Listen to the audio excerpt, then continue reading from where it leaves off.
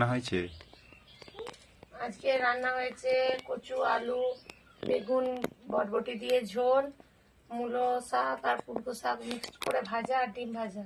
অর্পণে school থেকে এলো, 4টে বেজে গেছে, ওই জন্য ওকে ভাত খাইয়ে দিচ্ছি। যে কখন 9টা 9:30 বেরিয়ে গেছে। টিফিন খেয়েছিলিস? খেয়েছিলাম। টিফিনটা ধুয়েছিলিস? কোথায় বলে গেছি? আর কাকে কাকে দিয়েছিলিস? কার সাথে শেয়ার করেছিলিস? ভাতটা খেয়ে টিফিনটা বের করে দিবি, না ধুয়ে নিয়ে রাখলে আবার কালকে কিছু নিয়ে যেতে পারবি না। হ্যাঁ, তুই দাদার মাথায় ফুল দিচ্ছিস কেন? দেখ বোকা, দাদা ভাত খাচ্ছে। হাই রে,